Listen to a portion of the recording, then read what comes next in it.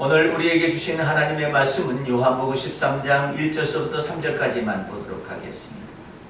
유월절 전에 예수께서 자기가 세상을 떠나 아버지께로 돌아가실 때가 이른 줄 아시고 세상에 있는 자기 사람들을 사랑하시되 끝까지 사랑하시니라.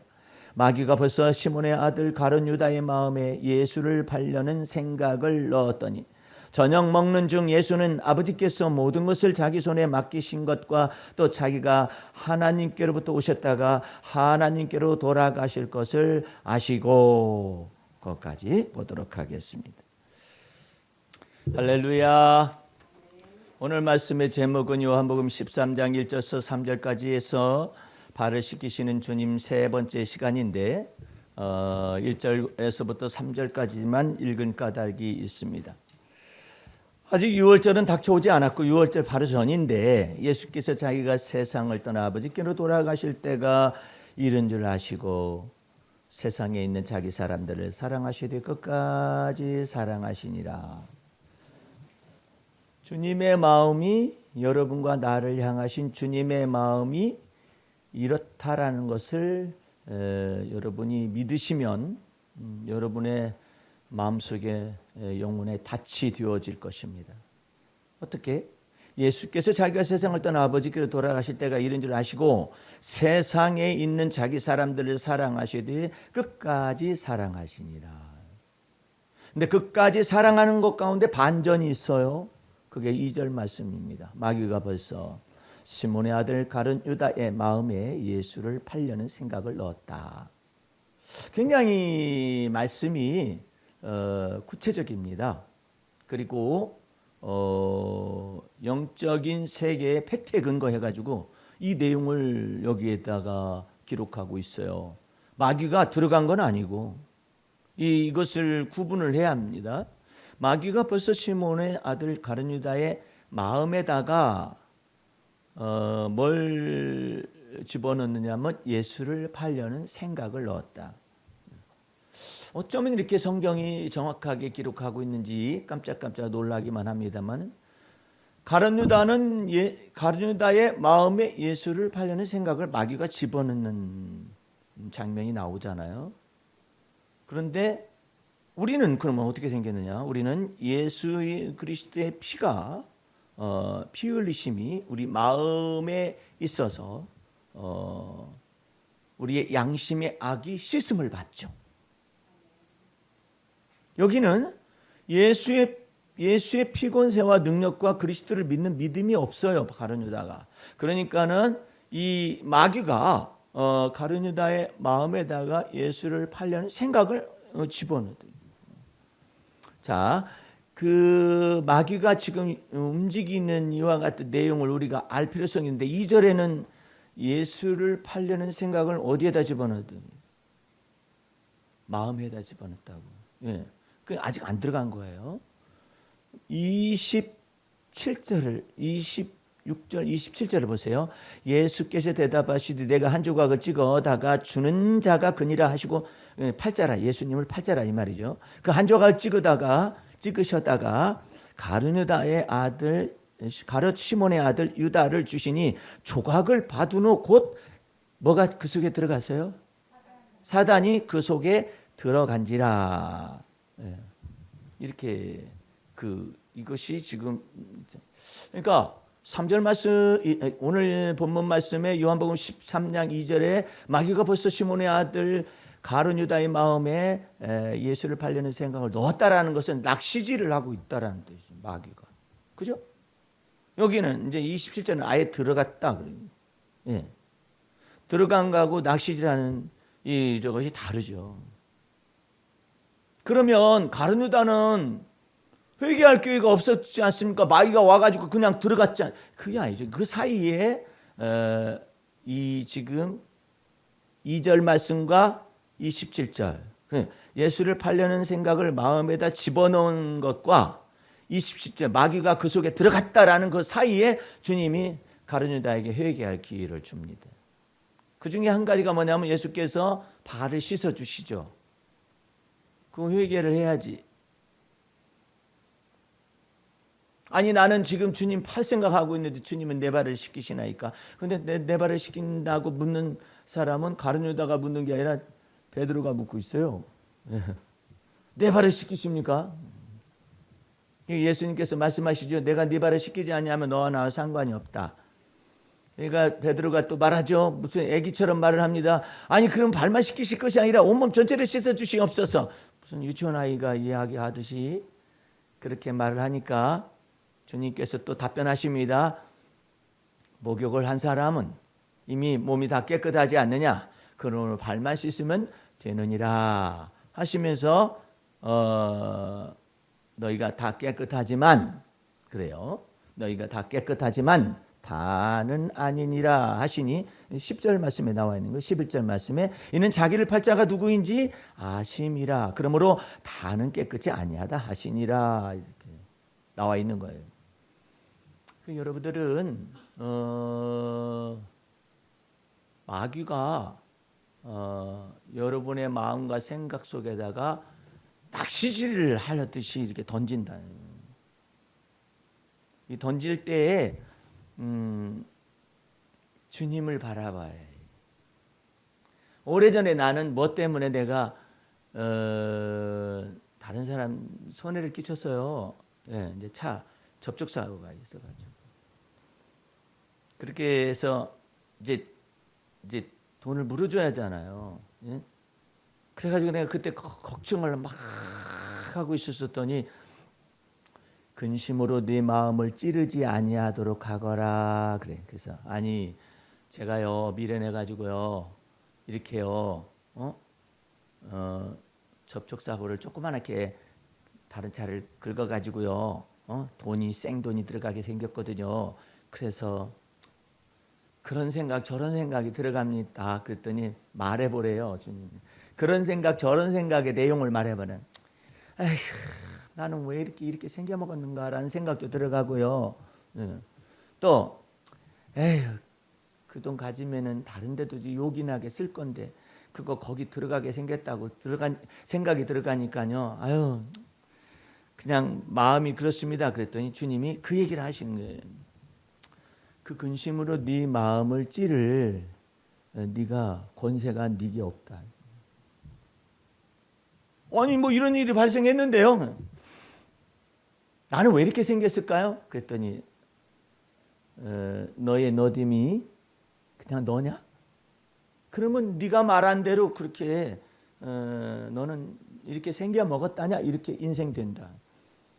근데 내가 첫 번째로는 너한테 그에 해당하는 돈을 주겠다. 약속하면. 예. 그러니까 좋잖아요. 이 돈을 이렇게 준대. 그래도 그냥 그 돈 아니면 다른 데 이렇게 쓸 수 있잖아요. 그랬더니 그것은 그것이고 그것은 그것이다. 명확해요, 주님. 네게 필요한 것은 필요한 것대로 하시는 것이지 그걸 갖다가 또 연결해 가지고 제가 이렇게 손해가 나서 가지고 뭐 20만 원을 물어줘야만 하는데요. 뭐 그 20만 원을 갖다 다른 데다 쓰면 어쩌고 저쩌고 그것 자체가 네가 세밀하게 주님을 믿지 못하는 것이 있는 거다.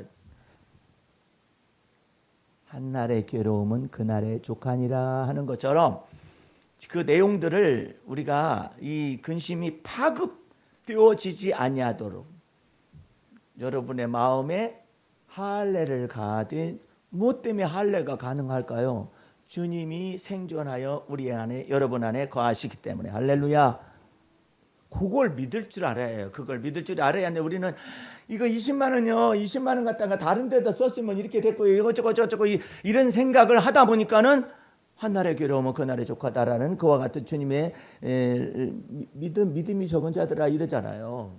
그런 것들 속에 주를 믿는 믿음이 없다. 예. 여러분들은 주님을 믿되 섬세하게 믿되 여러분의 두뇌 속에 주님이 여러분의 영혼에 밭이 되어져서 거하시는 거예요. 이거 오늘 내가 이 말씀을 준비하는데 주님이 그러는 거예요. 야, 사람들이 참 이상하게 메시지를 증거한다. 뭐라고 증거하면서 그 얘기를 가르쳐 주냐. 마음을 다하시기 바랍니다. 그런다는 거야. 그럼 마음을 다할 수 있다라고 생각하느냐? 그게 메시지냐? 그게 복음 메시지야? 아니네.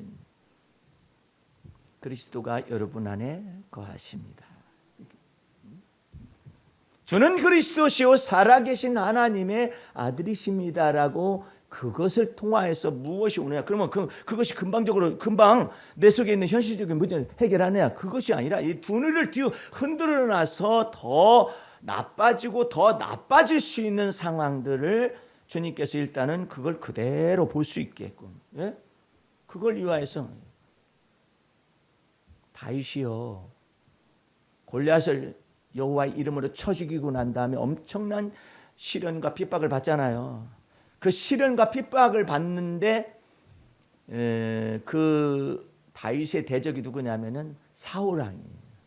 사울왕이 어느 때 악령이 들어갔느냐면은 다윗은 만만이요 사울은 천천히다 이런 말을 여인들이 속으로 치면서 나와서 말을 했어요. 그랬더니 이 사울왕이 무슨 생각이 확 왔느냐면 다윗은 만만이고 사울은 천천히라면 다윗이 얻을 것이 무엇이냐? 왕의 위치 위에는 더 있겠네. 이렇게 생각이 돌아가 버린 거예요. 그러니까 그 사울왕은 어떻게 했어야 했느냐? 자기도 못했잖아요. 두려워 떨어가지고 골리앗 앞에서 백성들도 군사들도 다 떨었잖아요. 그런데 소년 다윗이 장정 다윗이죠. 막 컸죠. 소년 10대 후반에 이 다윗이 나타나서 여호와 이름으로 골리앗을 쳐 죽이고 골리앗의 목을 피가 뚝뚝 떨어지는 목을 들고 오고 한 손에는 골리앗의 칼을 쳐 죽인 칼을 딱 들고 이렇게 서니까 막 전부 다 함성 올리면서 이스라엘 하나님을 찬양하면서 그 가운데서 여인네들이 이제 소녀들이 소고를 치고 다윗은 만만이요 사울은 천천히 이렇게 말한 거잖아요. 그러면은 사울왕은 그때 이렇게 말을 해야 하는 거예요. 그래야 모두에게 영광이 되는 거예요. 오늘날 여호와 하나님께서 이새의 아들 다윗을 통하여 이 여호와의 전쟁에서 승리케 하신 그 하나님을 다 같이 찬양할지어다 이렇게. 만약에 여러분들은 여호와 하나님만 찬양하시기 바랍니다 그렇게 하고 있잖아요. 그럼 문제가 발생할 수가 있어요. 그러면은 다윗은 안중에도 없다라는 거예요. 예. 그런데 하나님의 지혜는 뭐라 하느냐? 오늘날 이새의 아들 다윗을 통하여서 여호와 하나님께서 원수 대적을 이처럼 물리친 하나님의 승리에 관하여서 할렐루야 하나님을 찬미합니다. 이러면은 다윗을 통하여서 하나님이 사용하신 것도 들어가고 하나님을 찬미하는 것도 들어가서 그 다음에 다윗의 하나님을 또한 찬송할지어다. 그러면은 다윗은 만만히요 사울왕은 천천히 이것에 상관이 없어요. 모두가 다 다윗을 통하여서 하나님 영광을 받으셨는데 이게 바로 여호와 하나님의 전쟁이었었구나. 할렐루야. 그러면 시기하고 질투할 필요가 없어요. 근데 이 사람이 이 머릿속에 딱 들어가되 뭐가 딱 들어갔느냐면은 이 그 머릿속에 구원에 투구하든지 이게 진리에 이와 같은 허리띠가 없고 평안의 복음 예비한 것도 없고 이 전신가축 없기 때문에 그냥 딱 시기하고 질투하니까는 그 속에 이제 마귀가 쫙 들어가는 거예요. 마귀가 들어가서 무엇을 했느냐? 그 사울왕의 이 마음 속에 있는 이 정신을 분열을 시켰어요. 이 정신을 분열을 시켜가지고 뭐가 들어가게 했느냐? 이 우울증이 극심하게 들어가게 했습니다. 그래서 그것은 여호와 하나님 앞에서 영광을 돌릴 줄 모르고 시기하고 질투를 하는, 그러니까 다윗을 통하여 하나님의 시대가 시작되고 있는 이런 것들에 관해서 이 사울왕이 모르고 그냥 시기하고 질투하고 그러다 보니까는 이 악령이 들어간 거예요. 악령이 들어가지고 사울왕의 마음을 분열을 시킨 거예요. 분열을 시켜가지고 저놈이 저렇게 하는 까닭은 내 옆에 군대 장관을 둘 수가 없다. 그 까닭은 저놈이 얻을 것이 왕위밖에 더 있겠느냐 이 생각을 해서 그 다음부터 어떻게 했냐면 다윗을 주목하였더라 이러겠다. 그러다 보니까는 이 여호와 하나님께서 부르신 악신이 이 사울왕의 정신 속에 마음 속에 들어가 가지고 그거를 분열을 시켜 가지고 생각이 전부 다 어떻게 되느냐 하면 이제는 환청을 듣기도 하고 환각을 보기도 하고 이와 같은 현상이 나타나진 거예요. 그래서 사울 왕이 늘 우울했어요. 예. 우울해가지고 기분이 안 좋은 거야. 왜냐하면 그 하나님이 보내신 그 악령이 그것을 다 만들어내는 거예요. 이 만들어내가지고 이게 분열적인 생각과 이런 것에 시달리게 만드는 거예요. 이게 정신을 막 지배하는 거죠. 그래서 그와 같은 것 속에서 사울 왕이 다윗을 갖다가 정신이 언제나 그런 건 나쁜 건 아니에요. 어느 날은 안정이 돼가지고 괜찮아 보여요. 그러면 사울 왕의 아들 요나단이 다윗을 왜 이렇게 핍박하십니까? 하면서 얘기하니까는 네 말이 맞구나 해가지고 그럼 오라 그래라. 오잖아요. 오면은 여호와의 부리신 악신이 갑자기 여기서 발동하게 만들어가지고 혼자서 지절거립니다. 너는 죽어야 한다. 그러더니 단창 조그마한 창이 있어요. 이것을 딱 끼고 있는데 이 칼을 확 집어 던진 거예요. 다윗 얼마 떨어지지 않는 곳에 막 딱 집어 던졌는데 이 다윗이 맞지를 않고 칼만 이 단창이 찍히니까 다윗이 이제 도망갔죠. 이제. 그것 때문에 이제 계속해서 도망다니는 것 가운데서 다윗은요, 여러분들은 잘 말씀을 이해를 해야 해요. 사울 왕이 아주 극심한 우울증에 시달려 가지고 거기에서 지절거리고 속살거리는 이 귀신이 역사를 해요. 그러면은 이 사울 왕은 다윗도 그렇게 만들려고 하는 거예요. 예. 너도 나같이 만들어져라. 마치 그 무슨 요즘 사건들이 벌어진 그 사람들 가운데서 내가 행복하지 않으니까 너도 행복할 필요가 없다. 이렇게 말해가지고 막 칼을 휘두르고 묻지마 살인이라든지 묻지마 폭행 이런 것들이 막 갑자기 나타나잖아요. 그런 사람들의 특징을 심리학자들이 정신의학자들이 조사를 해봤더니 그게 전부 다 조현병이라는 것에서 나타났다는 거야. 그러면 조현병이라는 말이 무슨 말이냐면은 이게 그 조율할 때 조자이고 그 다음에 바이올린 현과 같은 첼로의 현과 같은 그것이 현자예요.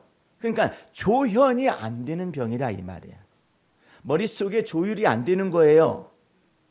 여러분들 가만히 생각해 보면은요, 여러분들 가운데서는 지금 차를 운전하고 왔거나 차를 타고 왔거나 해서 여기에 머물러 계십니다. 여러분들 근데 특별히 운전자들이 운전하기 위해서는 차가 있어야겠죠. 예, 운전하는 기술이 있어야겠죠. 예. 근데 문제는 운전자예요.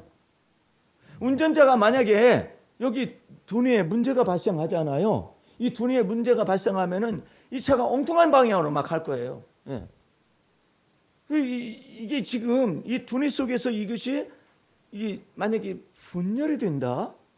그렇게 되면 운전 못하죠.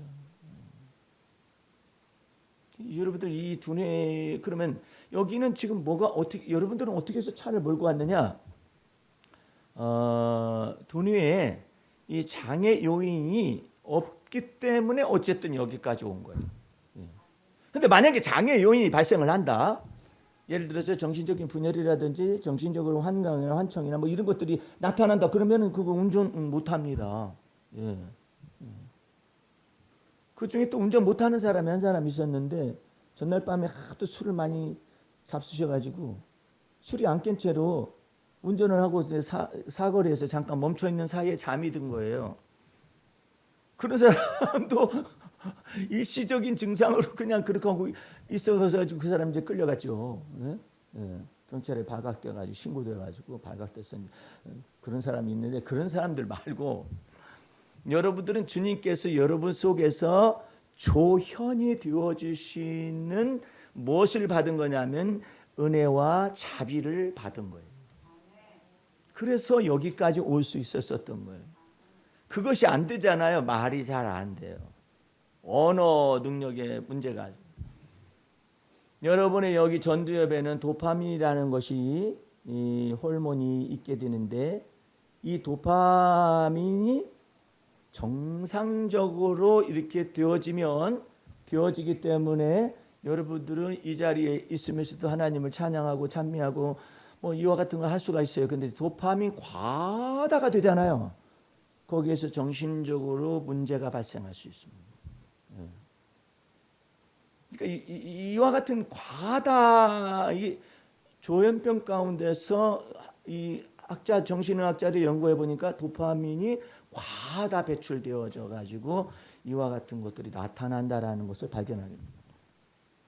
그러니까 그런데 거기 이제 어떤 수술하는 그 의사가 수술하기 전에 이 환자한테 설명을 다 해주는데 해주다 보니까는 저기 그 막 두려워 떨고 막 무서워하고 두려워하고 막 이러는 거예요. 불안하고. 그래 어쩌다가 저기 지금의 조현병이 있는 사람들한테 먹이는 그 약을 처방을 해봤어요. 실험적으로. 그랬더니 당신 큰 수술이 있습니다. 어쩌습니다. 이랬었더니 그러면 어떻습니까? 하세요. 도리어 의사한테 염려하지 마세요. 선생님. 그것 때문에 힘들어하지 마세요. 하면서 담대한 거예요. 이게 뭐냐 이 약이. 그래서 그것을 만들어 가지고 오늘날에 조현병이 있는 사람들에게 신경 안정제가 만들어진 거라는 거예요. 예. 근데 어쨌든 이 지금 여러분들 속에서는 지금 두뇌 속에 이와 같은 것들이 과다 도파민이 과다 분출이 되는 것도 아니고 이 모든 것들이 다 전체가 다 조현이 되고 있는 거예요. 일본에서는 조현병이라고 하지 않고 조율이 안 되는 병이다 이렇게 표현을 해요. 그러니까 우리는 이것이 조율이 되어지거나 조현이 되어져 가지고 있기 때문에 오늘날 여러분들이 운전도 하고 여기까지 오고 예배도 드리고 주 앞에서 희노애락의 감정도 표현하고 이런 것들이 가능하다 이 말이에요. 그것을 보고 성경은 뭐라고 하느냐 하면 여호와 하나님께서 내 머리에 관에 인자와 긍휼로서 관을 씌우신다 이렇게 표현하고 있대요. 할렐루야. 사울왕 좀 보세요. 다윗을 갖다가 평생의 대적으로 여겨가지고 잡으러 다녀요. 아니 왜 온 나라의 병력을 가지고 다윗을 잡으러 다니냐 말이에요. 한 사람을 잡으러 다니냐 말이에요. 그것도 참 이상하잖아요. 그리고 그 머릿속에서 계속해서 뭘 하느냐면 이 지절거려요. 지절거리고. 하나는 지절거리고 입으로는 지절거리고 하나는 속살거려요. 우리 이사야서 한번 펼쳐보시기 바랍니다. 이사야서.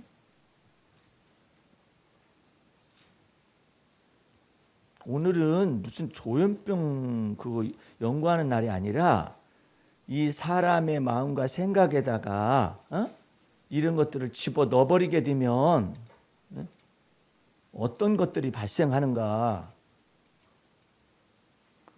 이사야서 8장을 펴보시기 바랍니다. 8장 19절 말씀. 8장 19절 말씀에 혹이 너희에게 고하기를 첫 번째 지절거리며 그래. 그 두 번째 속살거리는 신접한 자와 마술사에게 물으라 하거든 백성이 자기 하나님께 구할 것이 아니냐 산자를 위하여 죽은 자에게 구하겠느냐 이런 말씀이에요. 예. 그러면서 20절 말씀에 마땅히 율법과 증거의 말씀을 쫓을지니 그들의 말하는 바가 그 말씀에 맞지 아니하면 그들이 정령이 아침빛을 보지 못하고 이 땅으로 헤매며 곤고하며 줄일 것이니라 이렇게 표현이 되어 있어요. 그 사람마다 지절거리며 속살거리는 것이 부분적으로 있을 수 있어요. 예? 뭐라고 시부리 썼냐 그러는데. 시불거리고. 그런데 문제는 속에서 속살거리는 생각으로 인해서 시불거리는 거하고 속살거리는 것이 없이 그냥 탄식하면서 그냥 뭐가 어떻고 혼자 너는 왜 이렇게 혼잣말을 하냐 하더라 아니면 딸아 너는 왜 이렇게 혼잣말을 해 아니 뭐 어째서 일시적인 거죠. 예.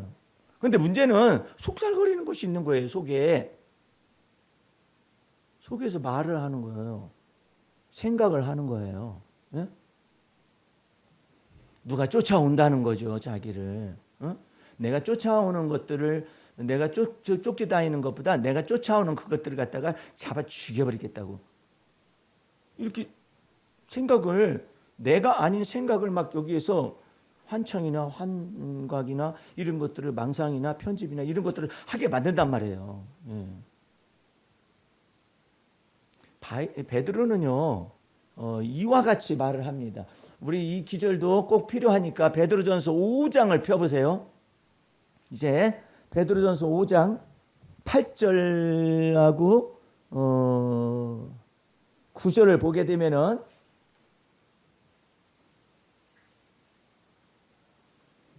근신하라, 깨어라, 너희의 대적. 누구의 대적? 예수님한테는 이미 끝났어요. 마귀는 세상 임금이 심판받았고, 세상의 정사와 권세를 잡으자 마귀가 패했죠.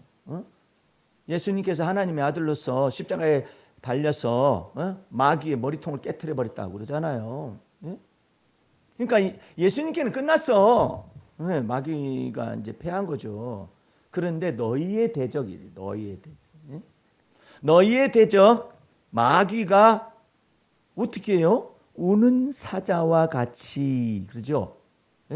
우는 사자와 같이 두루 다니며 삼킬 자를 찾나니. 여러분들, 예수 그리스도 안에서는 마귀는 이미 심판을 받았고 끝났다고 말을 했잖아요. 패했다고.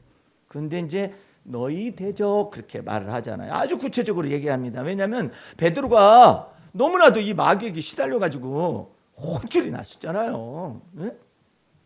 너무 잘 알아. 베드로하고 마귀가 친해. 아주 그냥 아주 친밀해. 너무나 잘한다.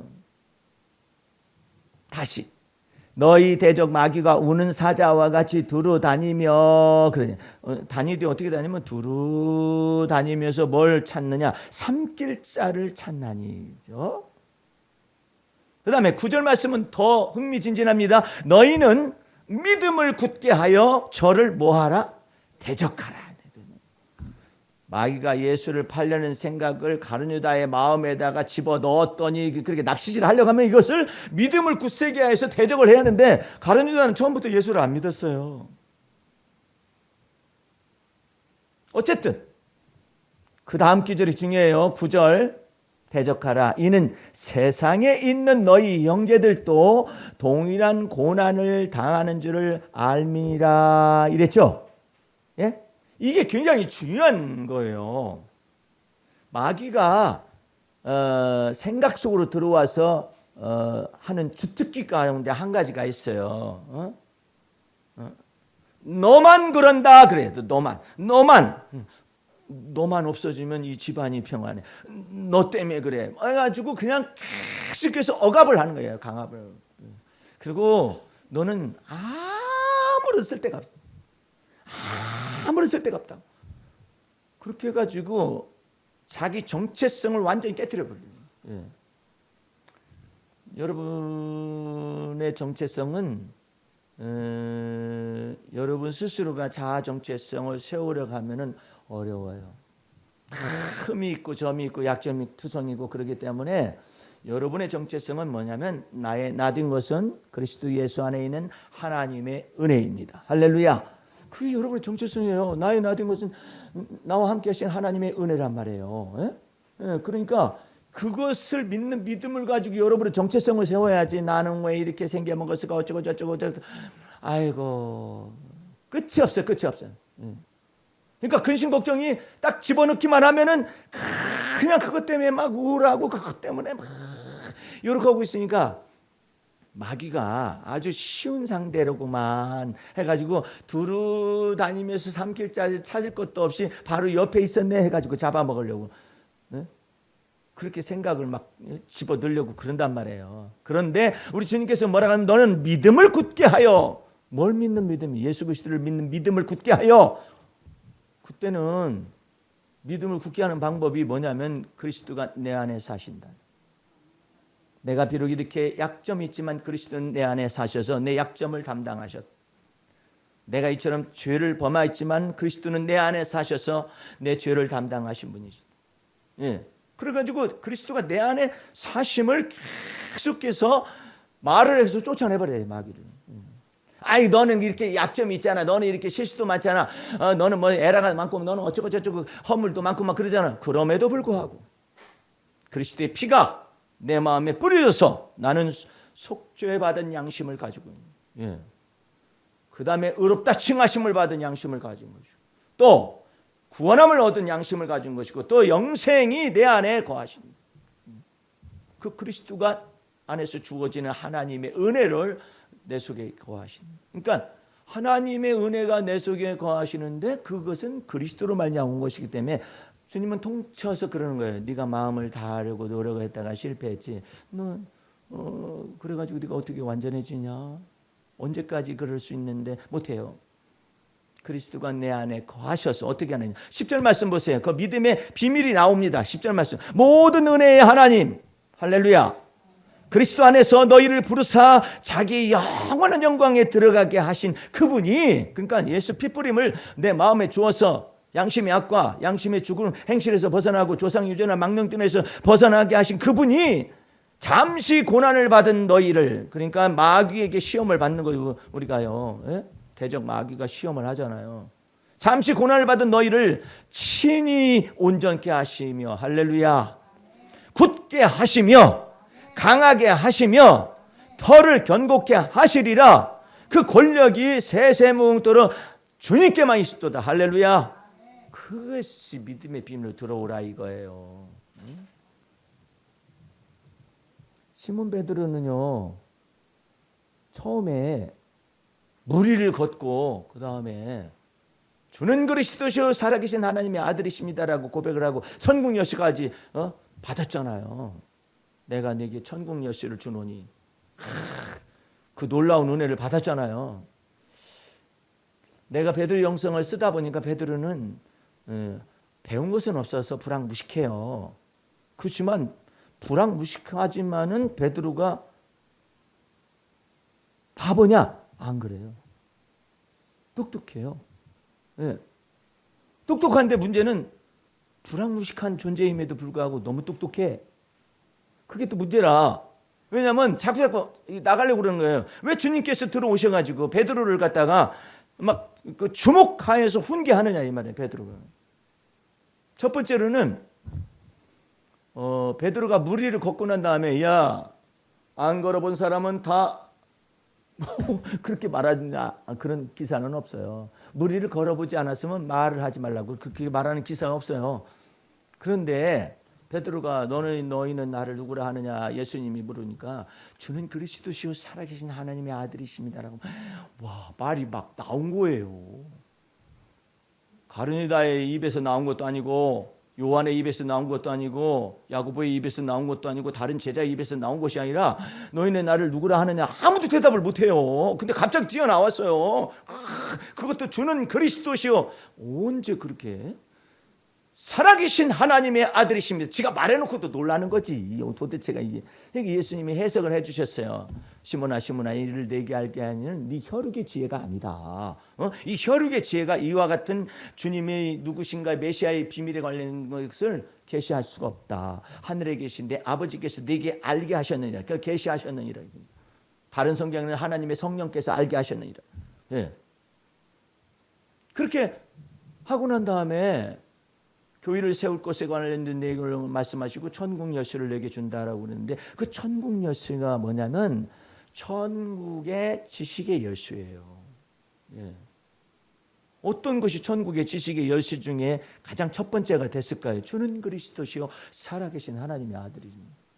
베드로가 성령 충만하고 오순절 성령 충만했을 때 갑자기 막 천국의 막 지식의 열쇠가 막 열리는데, 뭐 구약 성경을 막 인용을 하면서 요엘 선지자를 통하여 하나님께서 말씀하신 바가 성령을 남종과 여종들에게 부어줄 것이라고 얘기하고 막, 와, 엄청난 말을 막 성경을 인용해가지고 막 말을 해요. 저기 복음서에 베드로가 말씀을 인용해가지고 어쨌든 그런 말은 없어요. 천국 열쇠를 받고 난 다음에, 이 천국의 지식의 열쇠가 받고 난 다음에는 막 입에서 성령 충만하니까 막 열리는데, 주님께서는 그러시는 거예요. 그렇게 하게 되기 전에 네 속에 자아를 다루어야 한다. 네 속에 네가 알지 못한 거짓된 자아가 많다. 그래가지고 다루기 시작하는 것이 바로 그 사건인데, 인자가 고난을 받고 사흘 만에 부활할 것을 이제 얘기를 하잖아요. 그러니까 베드로가 막 자기 입에서 또 나와요. 저는 주여 그리마옵소서. 이 일이 결단코 죽게 미치면 안 되죠. 왜 죽느냐고 그러는 것이죠. 왜 죽으려고 그러시냐 이것이지.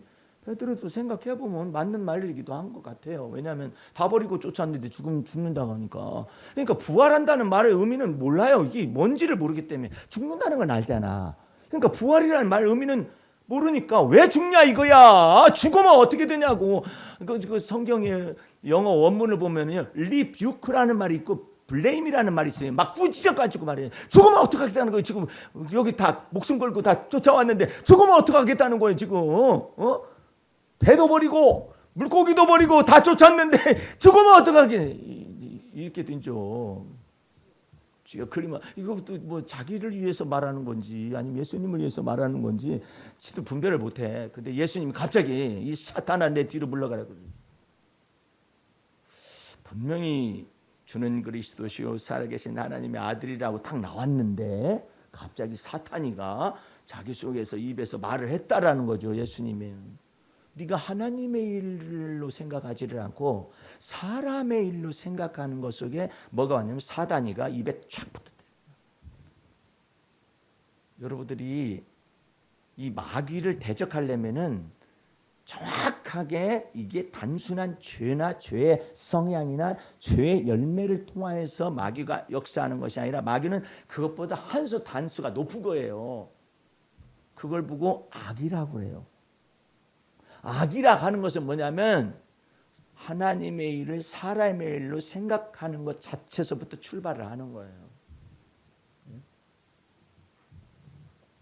그래서 그런 근본을 알기 시작하면은 이제 여러분들이 마귀의 괴계를 알아요. 마귀는 갑자기 무슨 수염 붙이고 나타났거나 아니면 이상한 복장을 하고 나타나다 사라지는 그런 존재가 아니라 괴계가 있어요. 예. 괴계가 있어가지고 우는 사자와 같이 그러잖아요. 사자가 맹 하고 울면은 그냥 노루가 나 죽었습니다 하고 그건 엎드려가지고 그렇게 하고 있나요? 사자가 꽝 그러면은 멧돼지입니다. 잡아다 주십시오. 이런 건 아니잖아요. 이 멧돼지 이놈의 새끼를 잡느라고 사자들이 고생하는 거. 멧돼지 새끼인데 새끼를 하나 제대로 못 잡아 사자가. 아니 이놈이 막 이렇게 지그재그로 막 돌아다니고 몸집이 날렵하니까 뭐 그걸 못 잡다가 에이 저건 맛없다. 그럴 지경인데 아유 정말. 그러니까 어떻게 하냐면 이 암사자하고 이 수사자가 있다면 수사는 별로 울기는 하지. 그냥 겁이나 주고 앉아있지. 그 다음에 그냥 암사자가 계획을 짜요. 이렇게. 목사님 언제 그거 계획을 짜는 걸 아셨습니까? 동물의 왕국에서 그래. 계획을 짜가지고 이렇게 자기들끼리 한다는 거예요. 그래가지고 큰 물소도 한 마리 잡아먹고 그다음에 뭣도 잡아먹고 막 이런다는 거지. 나는 저것까지 잡아먹는 것도 봤어요. 코끼리가 얼마나 착해요. 그렇게 보이지. 근데 코끼리를 잡아먹더라니까. 나는 동물의 왕국에 더 큰 거 잡아먹는 것도 봤어요. 기린은 누가 먹을 것이 없을 것 같잖아요. 그죠? 기린을 누가 잡아먹어. 이렇게 커가지고 하고 있는데 딱 버티고 누가 잡아먹어. 사자가 잡아먹어. 전략을 짭니다. 너는 꼬리에 붙어서 떨어지지 말아라. 꼬리에 저것이 있으니까 그 꼬리뼈에 균형 잡힌 것을 흔들어 놔라. 꼬리에 계속 붙어 있어. 너는 이 뒷다리를 물고서 놓지 말아라. 너 뒷다리 잘못하다가 뒷다리 한번 치면 넌 죽는다. 너는 끝나는 거다. 그러니까 막 어떻게 해가지고 그냥 넘겨뜨려야잖아요. 근데 안 넘겨지라고 막 이러고 기린이 그러고 있잖아요. 근데 또 그냥 그 가뭄이 막 지속되고 먹을 것도 없고 그러니까는 기린 잡아먹자 해가지고 기린한테 가서 잡아먹더라니까 그걸 넘겨뜨려 가지고요. 근데 그 사자가 아무런 계책도 없이 잡아먹어. 그것을 야 길이나 너는 오늘 엎어져라. 오늘 우리가 먹어야 한다. 그러면 돼? 안 돼. 멧돼지 새끼도 안 되는데 뭐. 응? 그게 안 돼요. 전략이 있다니까 전략이. 그처럼 마귀가 계략을 잡고 전략을 쏴서 하는데 이 낚시질을 할 때 그때 초장에 잡아요. 우리는 초장에 주님께서는 그리스도께서 믿음을 굳세게 하여서 대적하라고. 이 낚시질을 하려고 할 때 대적을 하라는 거예요. 그 낚시질을 하려고 그럴 때 아까처럼 너는 뭐 아무 쓸데가 없다. 특별히 네 집안에 아무 쓸데도 없고 네가 하는 일이 되는 게 있냐 어쩌냐 저쩌냐 그러면서 아무 쓸데가 없는 것을 막 강조를 해요. 그걸 자꾸 비춰내야 하는 거야. 그러니까 너는 뭐 어디 뭐 쓸데가 있는 존재가 아니기 때문에 이제 그 다음에 또 순차적으로 얘기하면 가서 죽어. 너는 이 세상에서 쓸데가 없는 네가 살아야 할 이유가 뭐가 있냐? 어? 그래가지고 문에 올라가가지고 그거 떨어져 죽으러 갔다든지 그런 것들을 아예 세밀하게 계책을 가지고 있어요. 다 환청을 뛰어내려 그다음에 이렇게 달콤하게 죽어. 어? 이 루시퍼라는 영화를 보면은 그것들이 그렇게 작당을 하고 앉아 있어요. 예. 그러니까 이와 같은 것 속에서 마귀가 예수를 팔려는 생각을 가룟 유다의 마음에다 집어넣었다고 이렇게 표현하잖아요. 그때 너희는 믿음을 굳세게 하여서 왜? 그리스도가 내 안에 와신. 생각해봐요. 다윗이 10수년간을 사울왕한테 쫓겨다녀요. 그러면은 나는 누구인가라는 생각이 안 들겠느냐 말이에요. 그때 그 시절이지 뭐 골리앗을 쳐 죽였었던 거 여호와 이름을 쳐 죽였었는데 그러면 한편으로는 무슨 생각이 드냐 내가 무슨 죄를 범했길래 그렇게 생각하기 시작하면 끝이 없어요. 네. 괜히 죽겠다 생각을 다 집어넣는 게 괜히 죽겠다 그거 죽이지 말걸.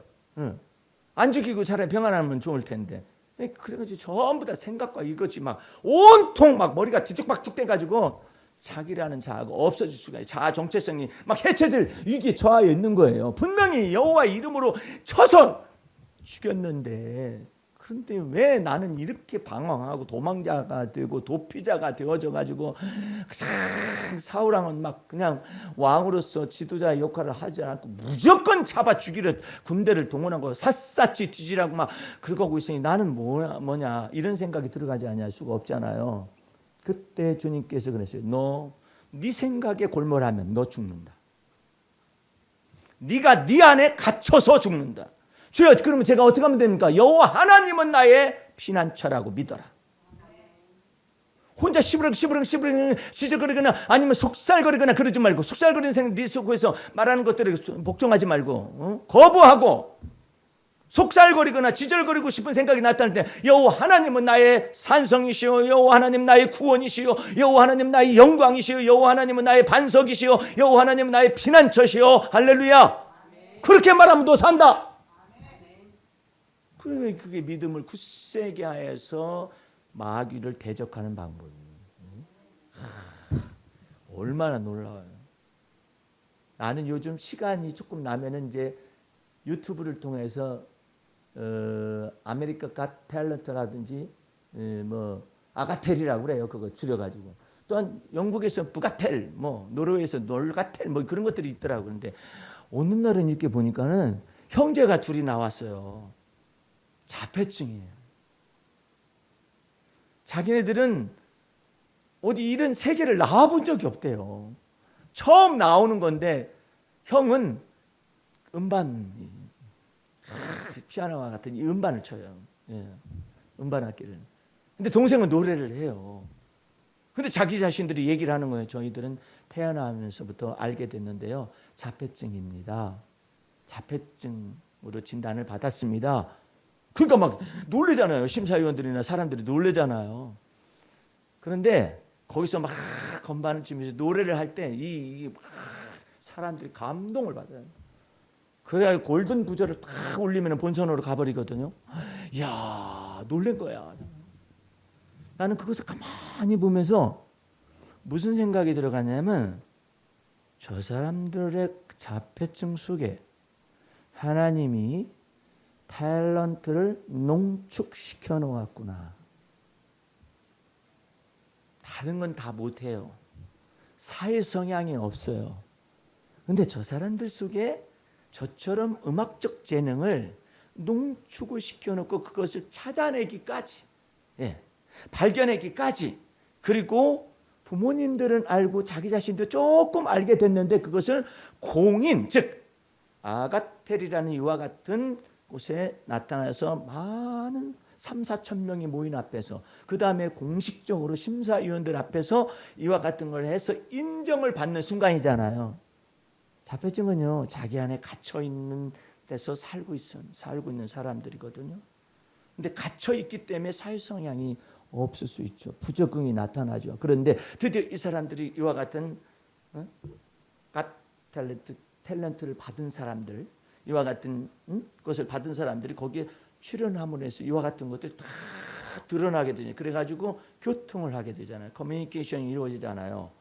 수많은 사람들하고 커뮤니케이션이 이루어지고 자기 자신에게 갇혀 있었던 재능이 이제는 꽃을 피워서 열려지면서 되잖아요. 그것을 발견하기까지 얼마나 많은 시행착오가 있었을까. 우리 주님은 그러는 거예요. 내가 네 안에 있어.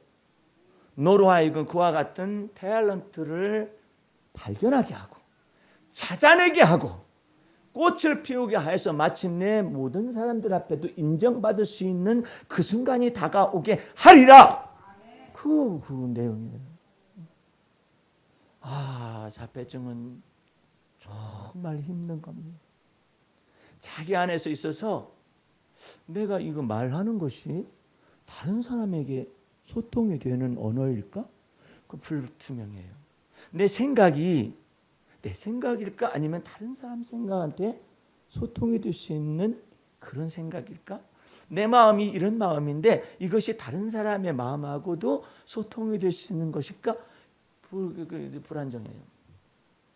그 불안정한데 그리스도께서는 너는 자폐증이니까 너는 일생 그렇게 살아라. 이것보다도 그리스도께서 내 안에 오셔서 나를 어떻게 하느냐면 아까 베드로전서 5장 10절에 있는 것처럼 모든 은혜의 하나님과 그리스도 안에서 너희를 부르사 자기의 영원한 영광에 들어가게 하시니까 잠깐 고난을 받은 너희를 친히 온전케 하시며 할렐루야.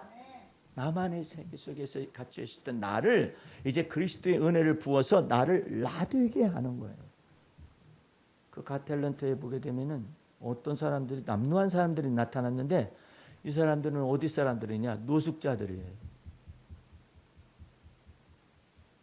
로스앤젤레스에 아주 유명한 그런 거리가 있는데 거기에 노숙자들로 있던 사람들, 홈리스, 집이 없는 사람들로서 그냥 요만한 곳에다가 거기서 텐트 치고 거기서 사는데 어느 날 갑자기 공무원들이 와가지고 그걸 다 걷어가 버렸대. 걷어가서 그것으로 나는 끝난가 해가지고 왜 이것을 걷어가느냐고 그랬더니 당신들을 위해서 집을 공동주택을 마련해 놨으니까 이거 걷어간다고 그래가지고 그랬었구나.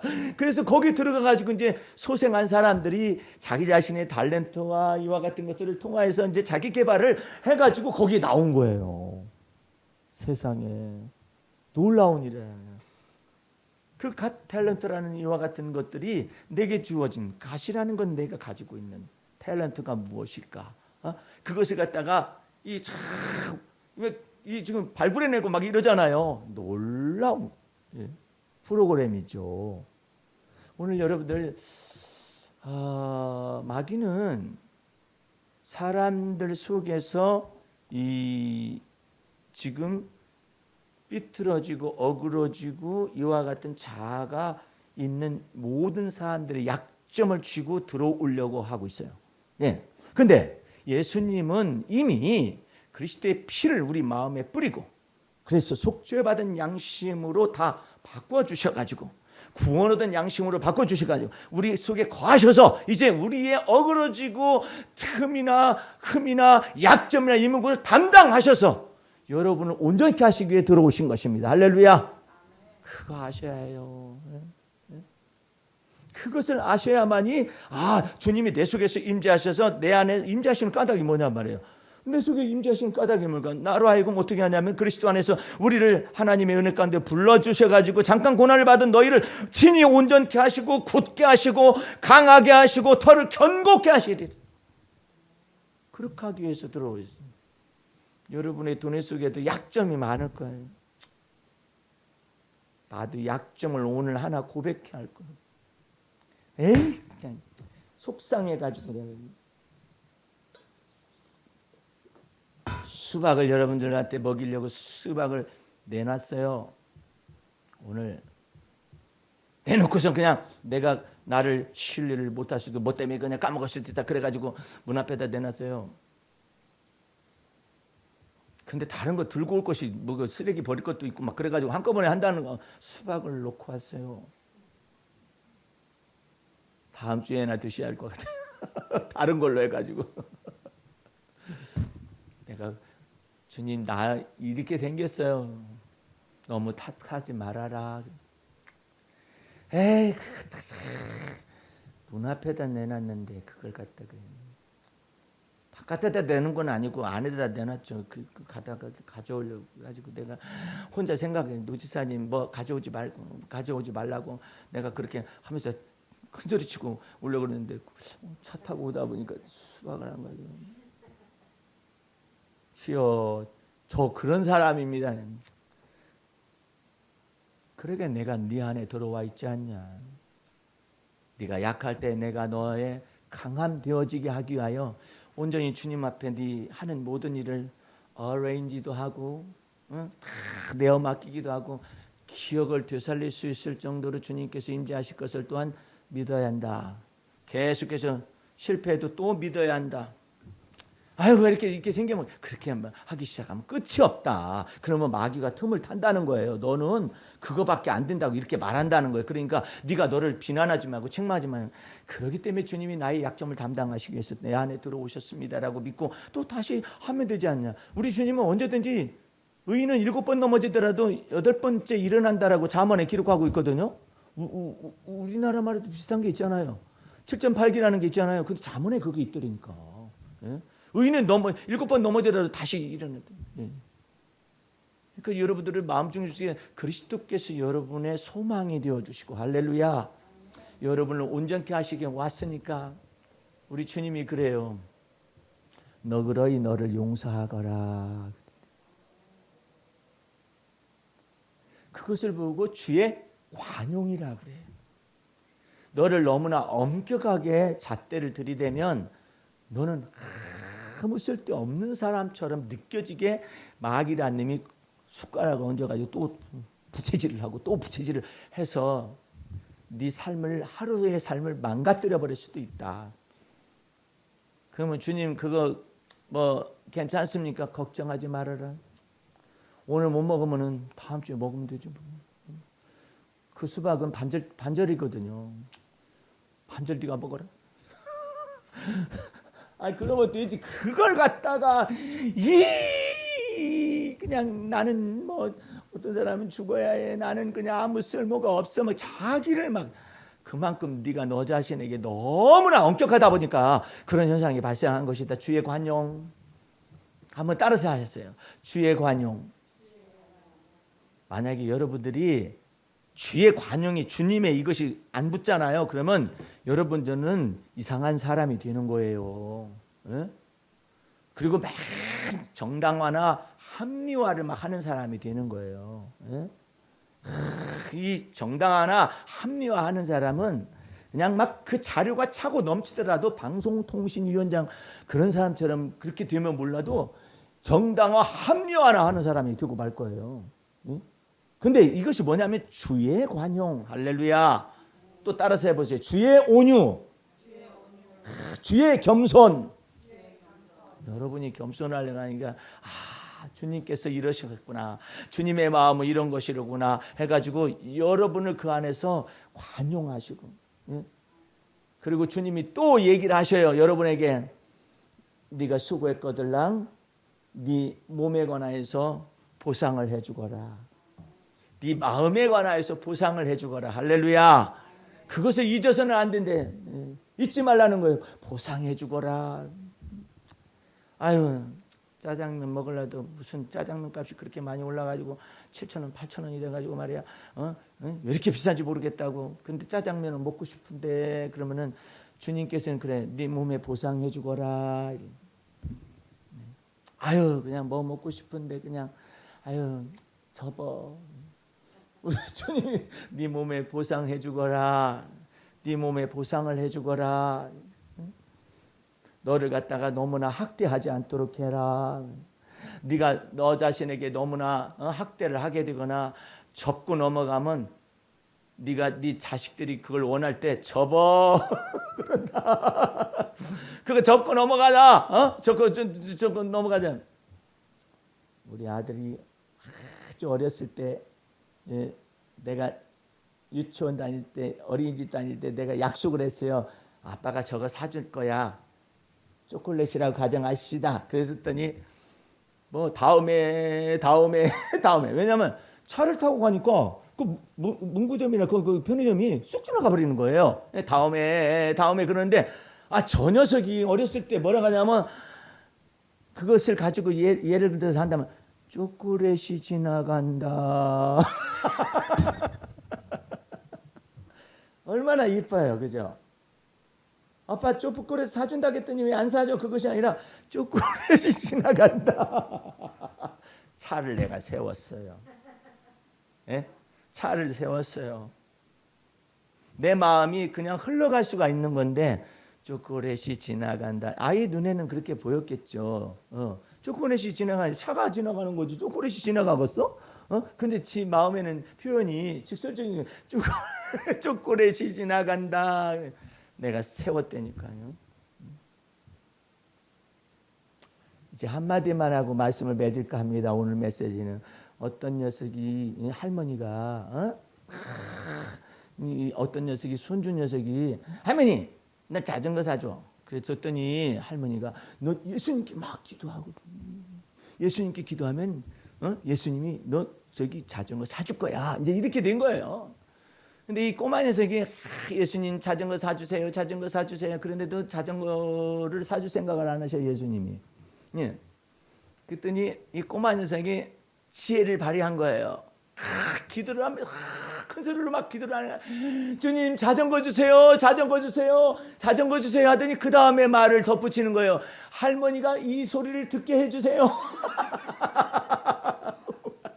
할머니가 이 자전거 사준다고 예수님 사주신다고 했는데 할머니가 이것을 알게 해주세요 하면서 막 할머니를 거기다 집어넣고 막 기도를 하니까 할머니가 당장 가자 그러더래요.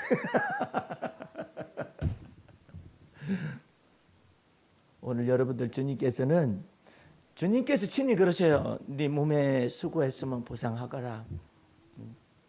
에이, 나 수고했으니까 롯데에서 있는 그 1,000원짜리, 1,500원짜리 이게 아이스크림 같은 거 있어요. 어떨 때는 그거 먹고 가면 좋겠거니 이렇게 생각할 때가 있거든요. 근데 그냥 가지 뭐 그런. 네 몸에 보상하거라. 뭐 그것이 얼마나 간다고. 그래도 그거 어쩌고 저쩌고 네 몸에 보상하거라. 주의 관용으로서 주님께서 여러분에게 넉넉하라고, 너그러이 대하라고 그렇게 말씀하셔요.